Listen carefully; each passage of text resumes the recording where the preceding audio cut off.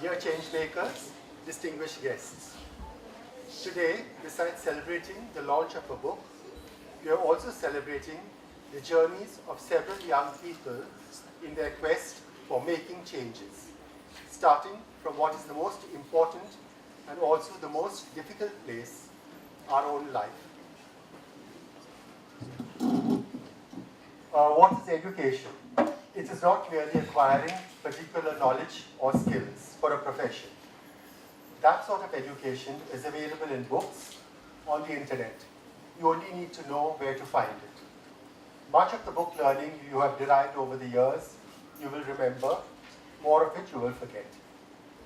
To my mind, education gives you the courage to face life, the courage to ask the right questions, and the ability to make difficult choices to separate the chaff from the grain. And this is exactly what Pukaar has done.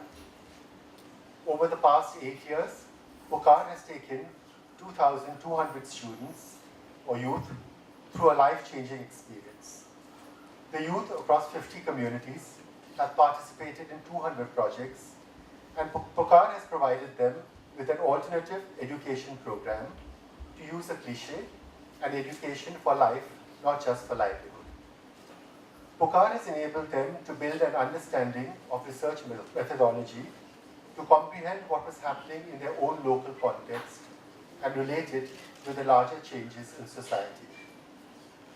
The participants came not just from the city or from Greater Mumbai, but over the entire MMRDA region and worked in groups, interacting across groups and building their interpersonal skills, time management and team working skills. With Pukaar's focus on diversity and plurality, this brought an added nuance to the programs and the participants' understanding. Some of these research initiatives have led to action in the local communities. Many more have led to a life-changing experience for these young people. For this achievement, I congratulate Pukaar and the changemakers present here today. So what brought the trust to support the program?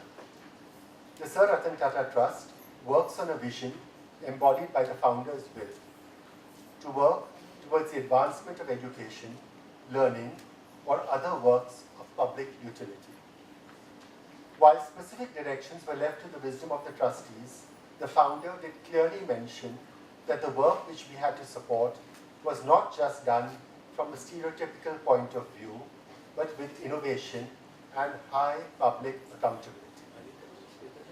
The trusts realized the need to invest in young people as they were the leaders of tomorrow, the need to invest in their understanding of development, poverty, and deprivation.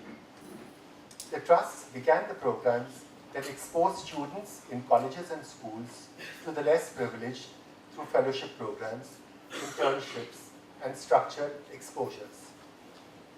Pukaar added a fundamental dimension to this by bringing into the fold student groups who were not generally within their educational institutions. It brought in diversity, which reflected the diversity and the contradictions in this society, in this city. The programs of the trust, with inputs from partners such as Pukaar, evolved a focus on young people themselves, building leadership skills with deepened understandings of self and relationship to society.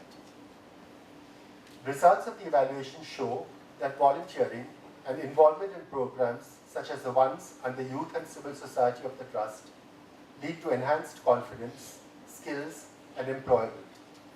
However, there is a potential to increase effectiveness and intensity.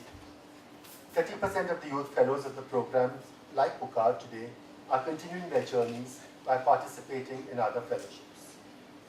But development of young people cannot only be through fellowships. Vocation, career, work are significant drivers towards development. This realization has brought us to the second significant transition in this initiative. Together with the work of the trusts on education and livelihood, the youth portfolio will continue to work with young people on enhancing the quality of their lives and that of their communities. We are looking for a partnership with a range of institutions, from market institutions to non-profits like PUCAR, to carve out and take this agenda forward. The work of leadership building doesn't always have clear, measurable impact. We have often asked ourselves, what are we actually achieving? The strongest answer is obtained when we meet with young change makers who are using this fellowship for building strong relationships and to make change in their lives and those of the community. I'm happy to have another opportunity to experience this impact.